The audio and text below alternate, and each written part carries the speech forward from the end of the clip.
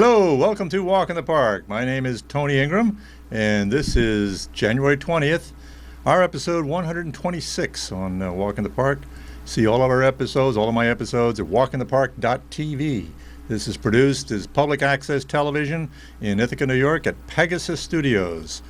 So we're going to go, well, first of all, the first thing we're going to do is take a look at what's happened this week.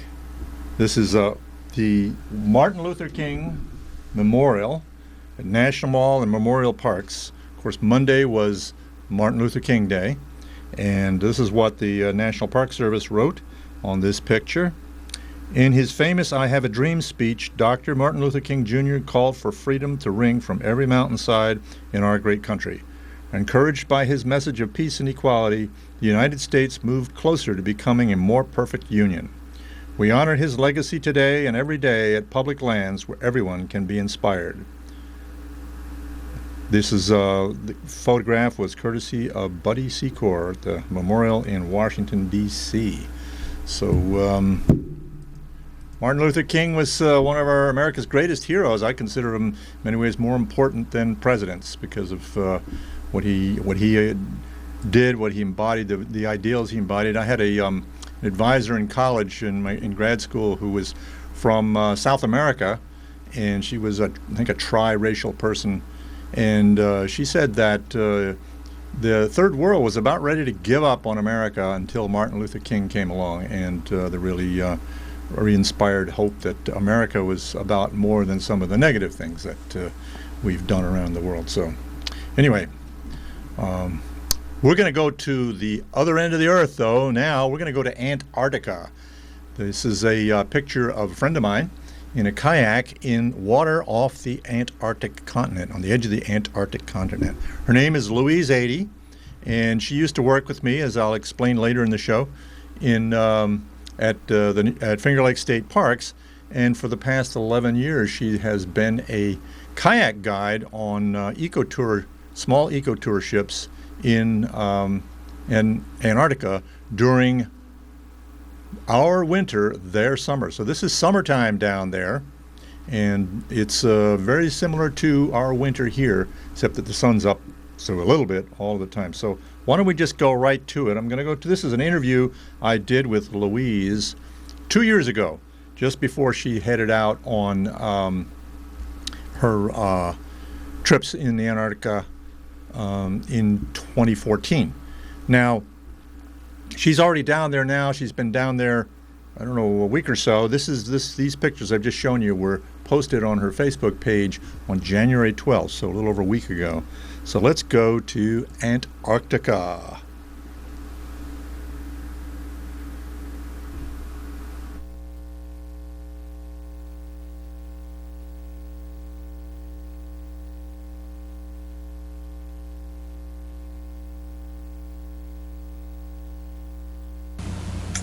Okay, welcome to Walk in the Park. Today we are meeting with Louise 80, talking with Louise 80, who's an old friend of mine. We used to work together at the Finger Lakes State Parks. Way back. And yeah, a long time ago. And Louise has had an exciting career in various ways since, and particularly what she's been doing the last 10 years. Tell us about what you've been doing.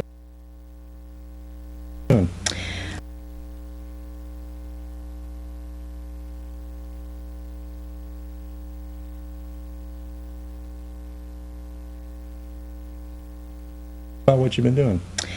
Well, when our two paths diverged all those years ago, when we both took roads less traveled, I guess mine is probably least traveled. I work in Antarctica as a kayak guide, and this is my 10th season coming up. Wow. Okay. So you've got a slideshow that you take around and show to various groups, museum groups and educational groups and so forth. Your specialty is kayaking, right? So that's correct. I have been guiding kayaking aboard a number of ships. I worked for one company for 5 years, and I'm with this company now. This is my 5th season with them. This is a company out of the Netherlands. There are many, many companies that bring ships to Antarctica with passengers on them. We are the small ecotourism cruise ships, and we normally have anywhere from 100 to 250 passengers, depending on the size of our ship. These are not the huge, luxurious ocean liner love boat type boats that come to Antarctica. These are the small ones with a shallower draft, biodegradable fuel, so that if anything happens, the fuel is not going to end up tarring and feathering the penguins on shore. It is biodegradable, so it will break down at sea. But we don't have that many mishaps, thank goodness. But it's an operation that's been going on for, this ecotourism industry has been going on for probably almost 30 years now. And for a time, the number of ships was increasing, but it seems to have leveled out. And believe it or not, there are somewhere around 35 to 38,000 visitors to Antarctica every year. But the nature of our expeditions is that we set up our itineraries in July, so that when say for instance you were, if you were to board one of our ships, you probably would not see another one of these ships, or if you did, it would just be in passing. So it's an industry that's geared to creating an environment for people to really get the full impact of the beauty and the stark, pristine character of Antarctica in a very individual and personalized way, so that you will become an ambassador for Antarctica to preserve its special, unique qualities, and to monitor the conservation of the last continent, so that it doesn't go the way of all the other continents. Right. This is a photo of the ship tied up at the docks in Ushuaia, the southernmost city in the world, which is in Tierra del Fuego, and it's on the Beagle Channel. So Tierra del Fuego is at the southern end of South America, right? Yes, yeah, that's the state in Argentina that forms that. I mean, that defines that area. So Straits of Magellan. Straits of Magellan are further up north. Oh, really? Yeah, Okay. so the Beagle Channel is the landmark that's furthest south. Okay. So basically, passengers will come through the customs and through security, walk down the pier, get aboard our ship. We welcome them on board at 4 o'clock, and we set sail at 6. And we go east in the 4 Beagle o'clock in the Channel. morning, or? No, 4 in the afternoon. Yeah, okay. And then we go east in the Beagle Channel until we get to the Drake Passage. And usually the ship will start to roll a little bit, and you can kind of tell we're out of the protected waters of the Beagle Channel, and we're now in the Drake Passage. The Drake Passage is about 500 miles across to the peninsula. So we're on the Drake Passage for 2 1/4 days. And very frequently there are storms that come in off the Pacific side and barrel straight down the Beagle Channel right into the city of Ushuaia. And then as we leave, we very frequently will have these very intense rainbows over the channel. We're frequently joined by dolphins at the bow that like to bow ride. These in particular are the hourglass dolphins, and they're very, very uncommon. Once we're out in the Drake Passage, we're joined by a number of seabirds. This is one of the many petrels that joins us. This is the pintado or painted Cape petrel, a very, very beautiful, delightful bird with black and white markings on its back. And these will ride with us all the way from Ushuaia down to the Antarctic Peninsula. So now, if it's windy, then we get blessed with seeing the albatrosses, and that's a really fine moment on it. So this would be maybe a 45-year-old albatross. They can live to 60. Wow. Yeah, they can live to be our age. Isn't that amazing? As we travel along and we get closer and closer to the peninsula, we start to see giant tabular icebergs. And this indicates that we're getting into colder waters. And then sometimes if we're really lucky, we'll catch pods of orca. Now, after we've left the South Shetland Islands, we cross over the Bransfield Strait, and this is where we sometimes go ashore at Deception Island, which is a live volcano. Over on the left, yeah. Yeah, and we sail into the caldera of that volcano, which is 7 miles long. It's kind of a bleak island because it's not the kind of place where you really see glaciers.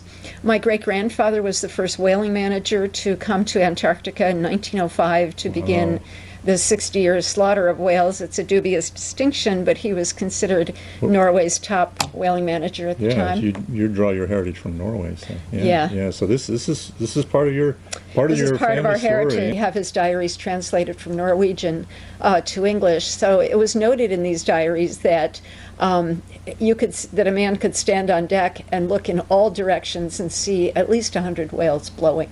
Oh my goodness. And now if we see one whale, we feel very, very privileged. Wow. It was over 250,000 whales that were slaughtered in just a 60-year period. Well, once we get to the South Shetland Islands, it actually is time to lower the zodiacs and the kayaks and get very busy. I train my kayakers. I treat all of them as if they're beginners because we're in very alien waters here. It's very, very cold. The water temperature is about 29 degrees. Oh my. We're likely to encounter glaciers and icebergs and whales and leopard seals, and everybody really needs to be trained in how to react and how to avoid any kind of tense situation. So we do lower the kayaks off the stern of the ship, and we use teamwork for that. And we drag them with our zodiacs out into an open water area. So what's a zodiac? A zodiac is about an 18-foot long horseshoe-shaped that's what we see rubber right here. inflatable boat. Yeah. Yep. So we bring our passengers down the gangway, not gangplank, and into the zodiacs, the awaiting zodiacs, and then most of the passengers will go ashore at this point or ride in the zodiacs for a zodiac cruise. And with kayaking, we get the kayaks into the water, and then we put our passengers in the kayaks from the water, from the zodiac, and then we go off, and the other passengers are going ashore and visiting penguin colonies.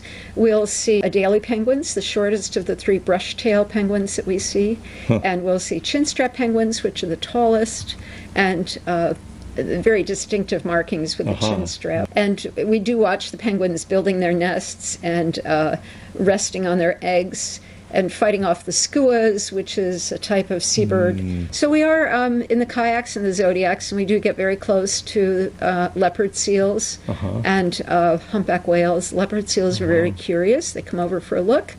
We watch them eat breakfast. They'll tear a penguin to shreds and skin it. They actually flip it around a number of times to get the skin torn off and kind of reversed but still intact, and then they nibble away with their front canine teeth. They'll nibble away at the flesh.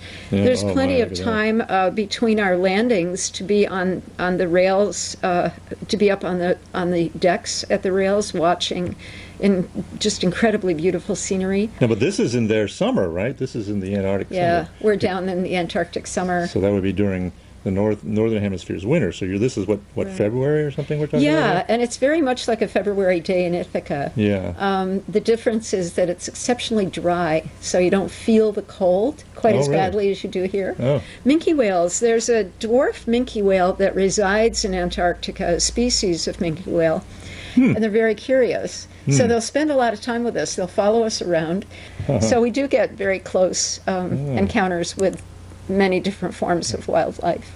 Humpback whales are frequent in the inland waterways, and they're not intimidated by the kayaks. Of course, we sit very, very still, let them come to us. I had one come up right out under my hand one time. Wow. It's an encounter with a wildlife with wildlife that it just crosses all the borders. Yeah. And it's very humanizing. Well, they're intelligent creatures. So they are very. I actually had one time a whale that was on its back, floating underwater, and it came right under my kayak. Its pectoral fin, the pectoral fin is anywhere from 15 to 18 feet long.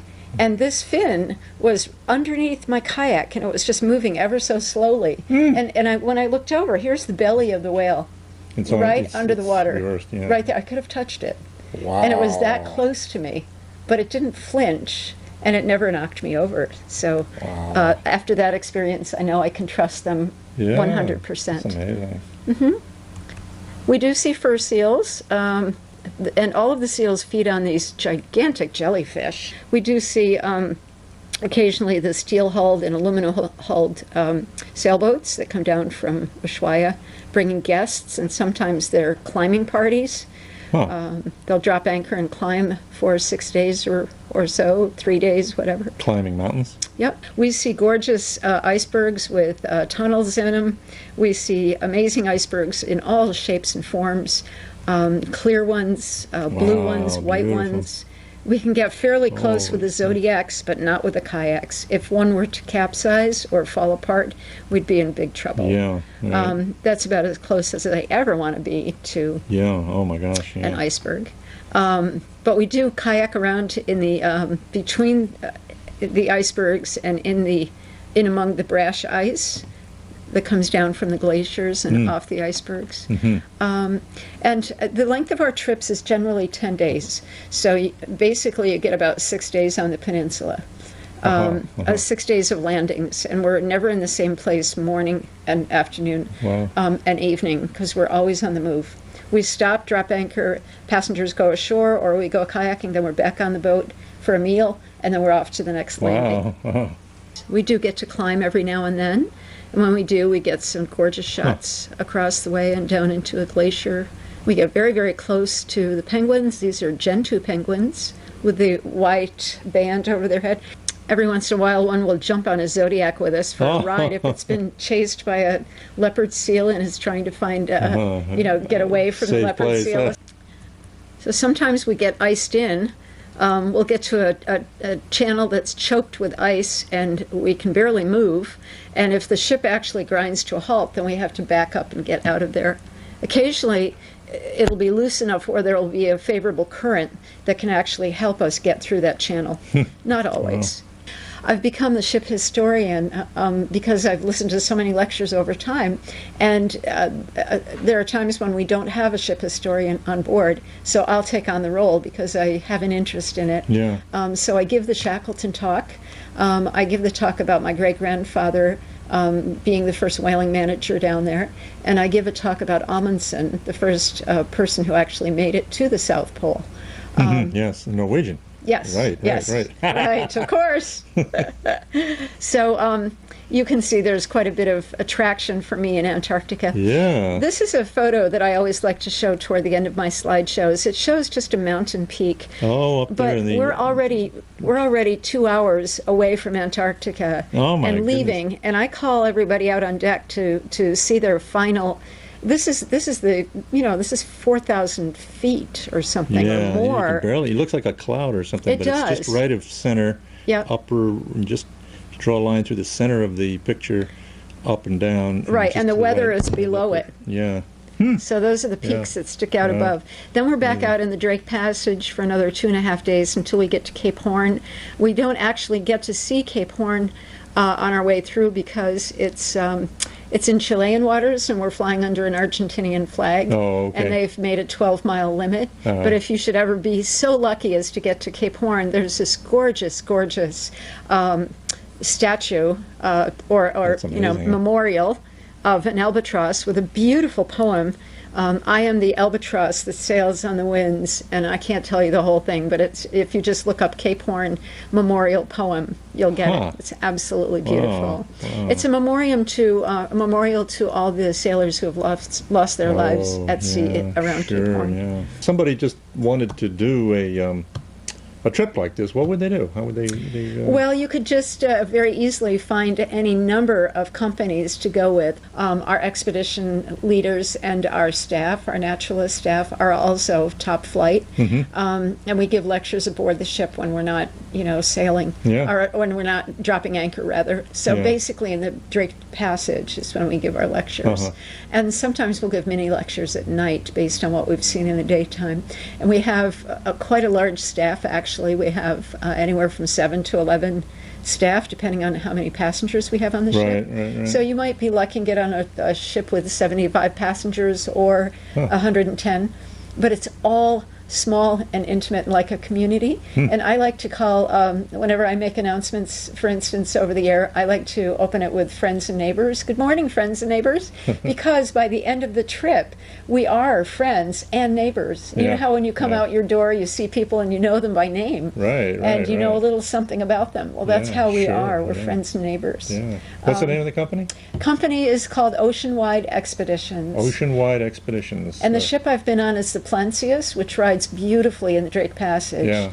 Not all ships do, but this Plancius really does. And the Ortelius is the ship I'll be on this year, also with this company, and that one rides well in the ocean too.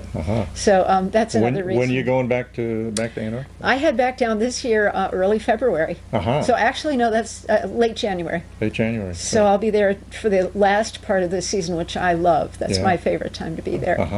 So for a couple of months then. Yeah, a couple months. Yeah. Yep. Fantastic. Yeah. In addition, I drive Zodiac as well. So when we don't have kayak operations, I'm driving Zodiac. When we're in the Falkland Islands, I have one trip to the Falkland Islands in South Georgia, and that's another whole slideshow. Right. And I'm driving all the time then because we don't kayak there. Yeah. The swells are quite large, and it's very, very almost impossible to land a kayak on shore or to be anywhere near shore when the swells are that large. So I've taken you on a trip of Antarctica, and I do have to say that for most passengers, it's a very spiritual experience.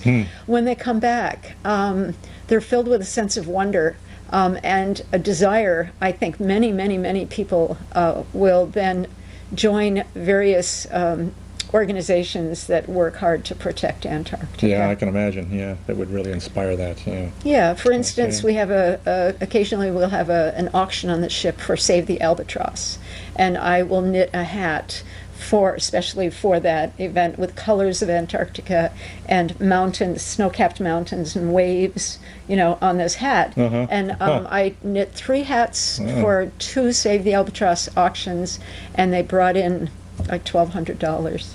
Wow. So there are people That's who great. Bring money with them and are, very happy to share it in that way. Yeah. So great. for those people who really would like a budget trip to Antarctica, that can be done too.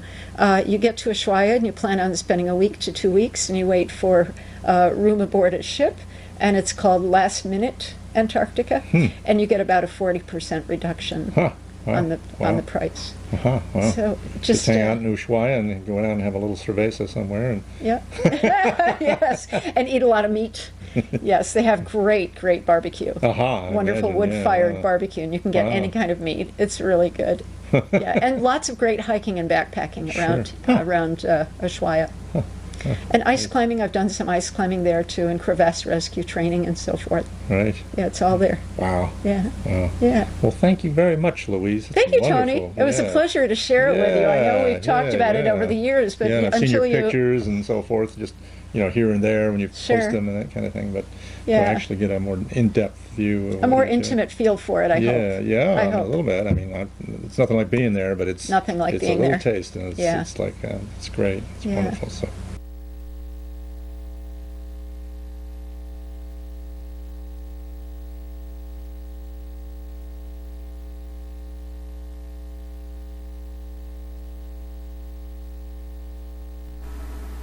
Okay, so you ready for that? Going to sign up, going to go to Antarctica.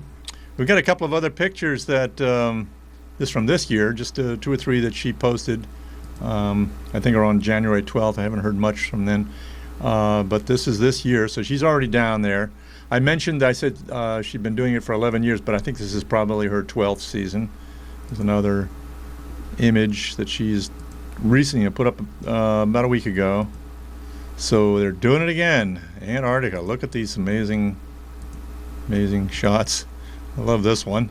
I don't think she took all these pictures. They're from different people on the trip. Here's that albatross monument that she mentioned, and she said to look it up, the poem, and on the internet, and I did. So it's the Cape Horn Memorial. So I'll do the best job I can of reading this poem.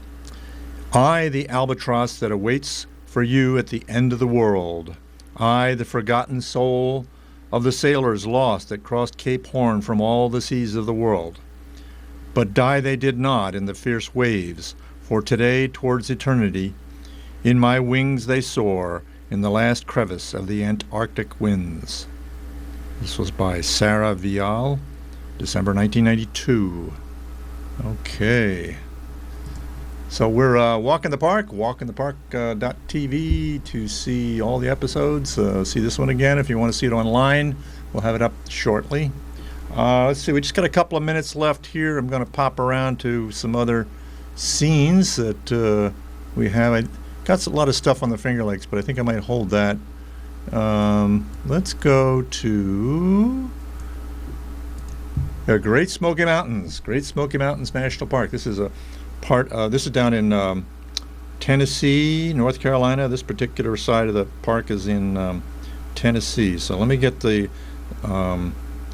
This was a National Park Service photo. They said Great Smoky Mountain National Park, January 19th. That was yesterday morning at 7:49 a.m. The deer grazing in Cades Cove didn't seem to mind yesterday's cold temperatures. Photo by Christina Plas. So what else I can get here? So we're going to pop around in the world here, look at a couple of different places. Here we're going to go up into the Arctic. This is, or very near the Arctic, probably is in the Arctic. That is a musk oxen.